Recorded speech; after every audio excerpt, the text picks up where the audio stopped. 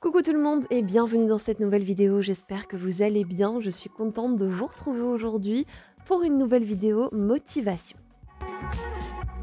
Et on va donc commencer tout de suite sans plus attendre avec la recette du Red Velvet. Alors si vous me suivez sur Instagram, vous avez déjà vu la fameuse photo du gâteau en question. Et si vous ne me suivez pas là-bas, eh bien ce n'est pas grave puisque je vais vous montrer la recette pas à pas. Alors la recette ne vient absolument pas de moi, je vous ai mis le petit lien en barre d'informations.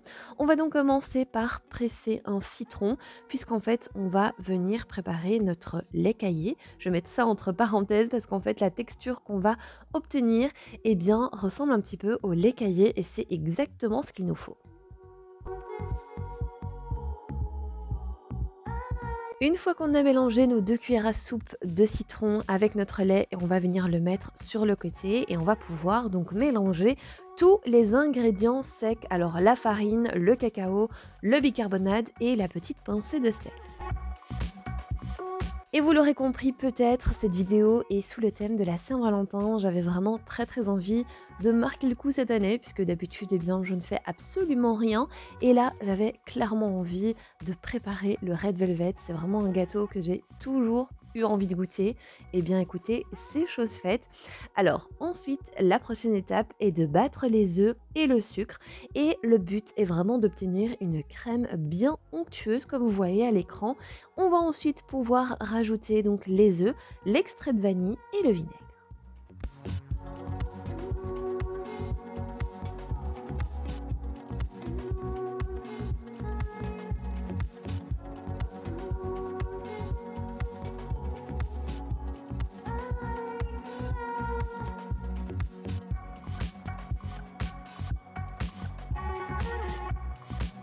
Après avoir fait tout ça, on va venir donc incorporer nos ingrédients secs et notre fameux lait caillé à tour de rôle. Le but est vraiment d'obtenir une pâte assez onctueuse pour un gâteau assez moelleux. C'est pour ça qu'on va donc venir alterner entre les ingrédients secs et notre lait caillé.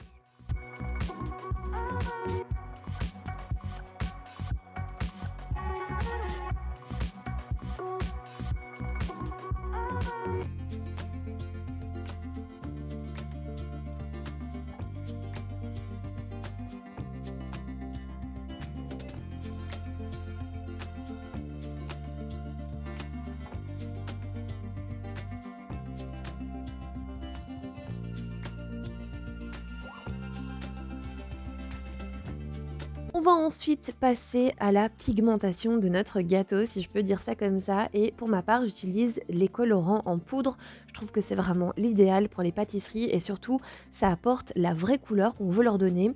Alors moi, j'en ai mis un petit peu trop. Je pense que la moitié de la cuillère aurait suffi, puisqu'en fait, comme c'est ultra pigmenté, eh bien, on a directement la couleur qu'on veut. Et ensuite, il suffit de bien mélanger le tout et on obtient notre petite couleur bien rouge. Et je vais pouvoir ensuite le disposer dans 2 moules normalement. Ici j'en avais qu'un, donc j'ai fait à tour de rôle et on va l'enfourner à 160 pendant 20 minutes.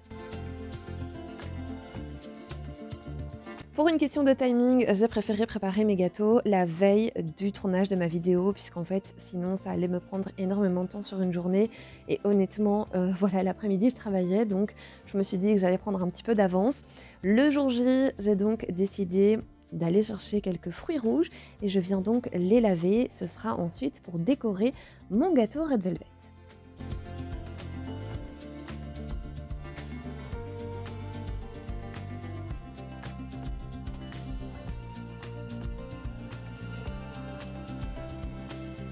On va ensuite passer à la préparation de notre crème. Alors c'est une crème au Philadelphia et vous allez venir donc rajouter ensuite la crème liquide.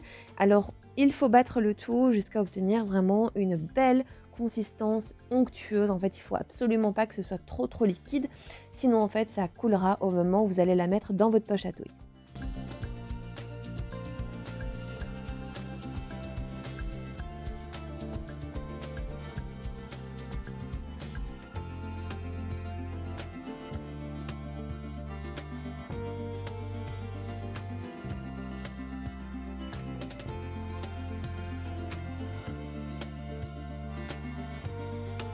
Et pour pouvoir placer mon glaçage de manière plus joli sur mon gâteau, eh bien je vais m'armer de ma poche à douille et de ma douille et ensuite je vais venir placer mon glaçage à l'intérieur.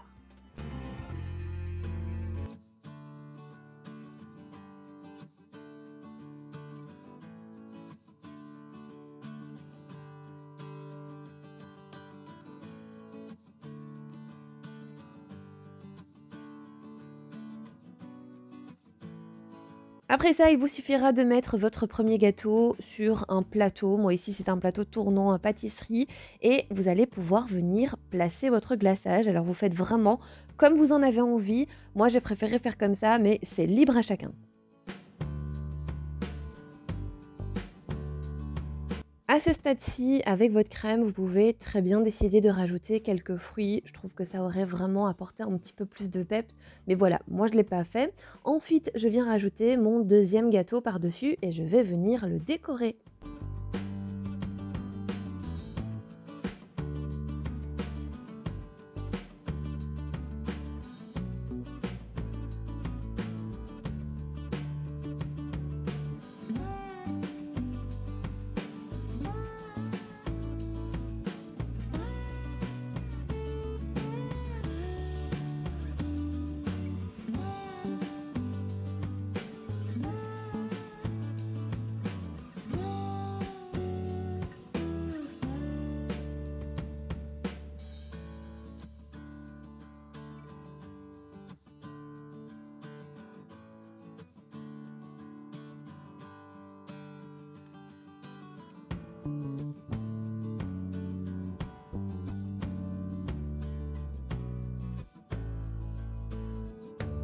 Et pour rappeler le thème de la Saint-Valentin, j'ai trouvé ces petits biscuits chez Emma que je trouve vraiment trop mignons. Et d'ailleurs, ce sont des Red Velvet, soit dit en passant, et je viens en placer un juste au-dessus de mon gâteau. Je trouve que honnêtement, il est vraiment très très joli. Et alors, pour la petite touche finale, je rajoute un petit peu de sucre glace sur le tout. Et vous avez donc un gâteau qui est prêt et qui fera tout son effet sur votre table.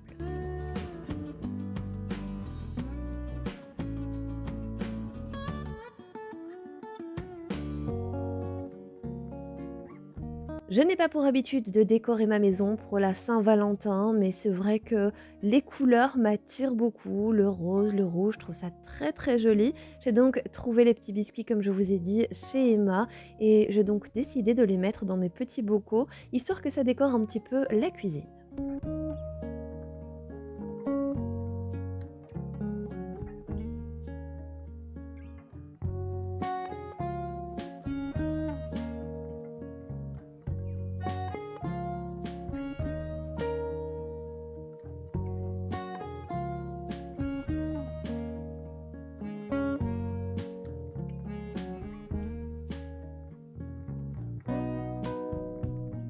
Et pour apporter un petit peu de soleil à la maison, j'adore les fleurs et j'en ai d'ailleurs trouvé chez Aldi. Je trouve que honnêtement, le prix est vraiment, mais vraiment super abordable. J'ai donc pris des roses et elles sont blanches et roses. Je ne sais pas trop si vous voyez ce que je veux dire, mais je les trouvais vraiment sublimes. Et je me suis dit, tiens, ça fait vraiment super longtemps que j'ai pas de fleurs. Pourquoi pas? Et finalement, j'étais hyper contente de les avoir. D'ailleurs, si vous avez des petites astuces pour qu'elles durent un petit peu plus longtemps, eh bien, je suis preneuse.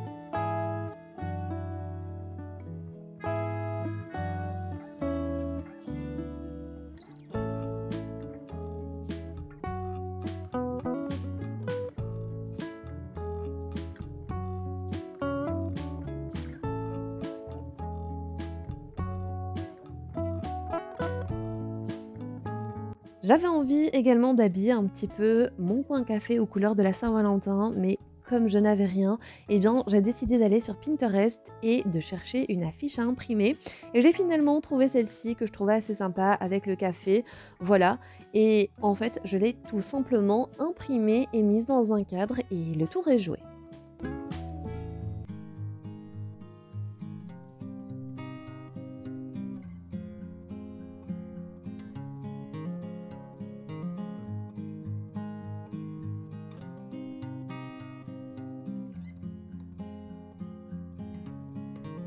J'ai également reçu à Noël cette jolie tasse qui d'ailleurs vient de Maison du Monde. Je la trouve vraiment trop belle. J'ai donc décidé de la mettre sous ma machine à café, histoire plus tard de me faire un bon petit café. Et je suis vraiment jusqu'au bout puisque même mon téléphone est habillé aux couleurs de la Saint-Valentin. En allant sur Pinterest afin de trouver un peu d'inspiration pour tout ce qui était Saint-Valentin, je me suis clairement perdue dans tout ça et finalement j'ai flashé sur un chemin de table qui avait été créé en feutrine. Alors n'ayant pas du tout de feutrine sur la main, je me suis dit que tant pis, j'allais quand même le réaliser mais avec les moyens du bord. Donc juste avant, je vous ai montré tout le matériel que j'avais pris pour réaliser ce fameux chemin de table et vous allez voir que c'est ultra simple. J'ai donc pris les feuilles légèrement cartonnées sur Amazon, vous avez tous les liens en barre d'informations. J'ai donc imprimé des cœurs que je suis venue découper et ensuite c'est bien DIY quoi, on y va, on a passé toute une après-midi à couper, dessiner des cœurs. Bref, vous allez voir que je me suis pas mal amusée.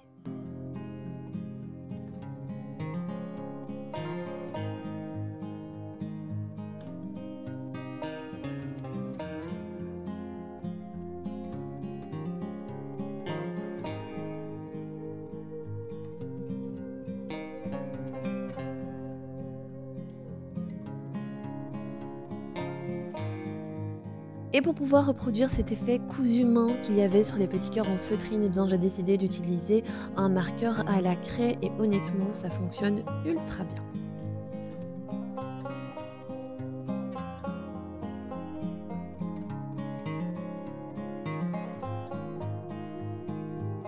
On se retrouve donc le lendemain. Alors j'ai terminé mes petits cœurs, mais honnêtement, ce jour-là, je n'ai absolument pas eu le temps de terminer la vidéo. Donc je me suis dit que ce n'était absolument pas grave et que j'allais continuer le lendemain. Alors ce jour-là, c'était vraiment une journée où je devais faire tout ce que je n'ai pas fait la veille, c'est-à-dire changer les draps et faire un bon coup de nettoyage. Ne vous inquiétez pas, je vais également vous montrer le petit rendu du fameux chemin de table.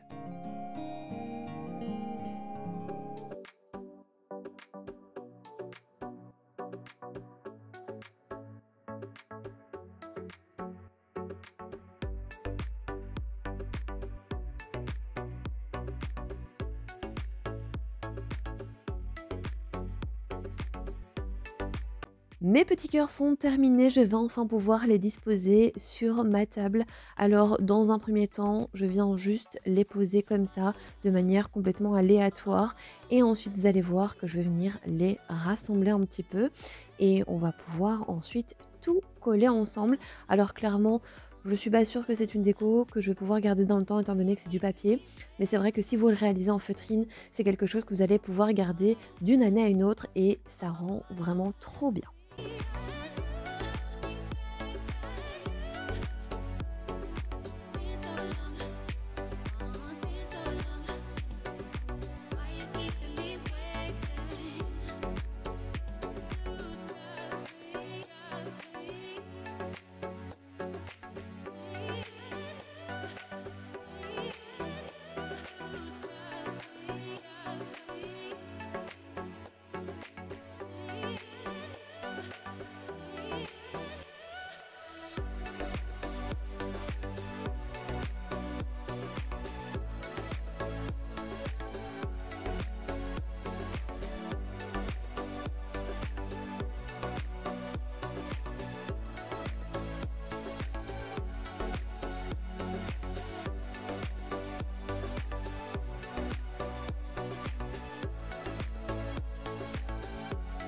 Je vais ensuite pouvoir passer au nettoyage et au rangement de l'appartement. Franchement, il y en avait grandement besoin. Alors, c'était pas la catastrophe non plus, mais voilà, il était temps de le faire.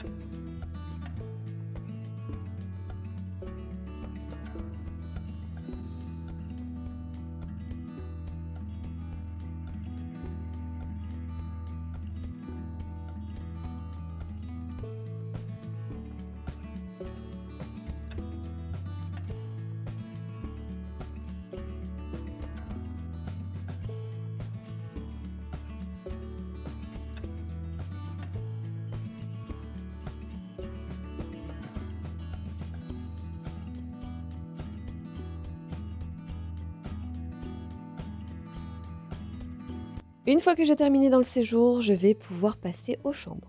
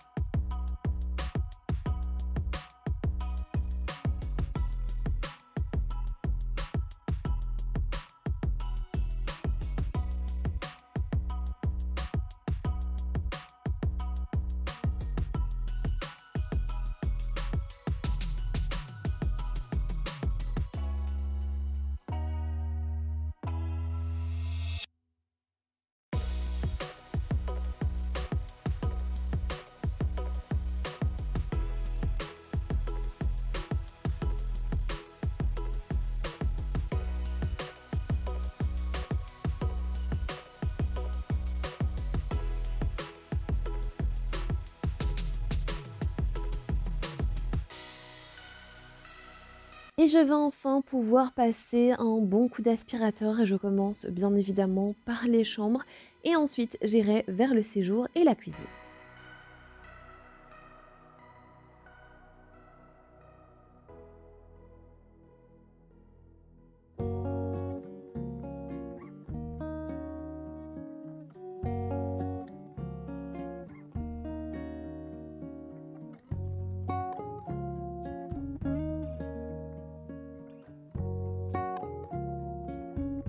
Et entre-temps, j'ai une machine qui s'est terminée, donc je vais pouvoir la mettre au sèche-linge et on ne perd pas de temps puisque j'ai du linge en retard et je vais en mettre directement une autre à tourner.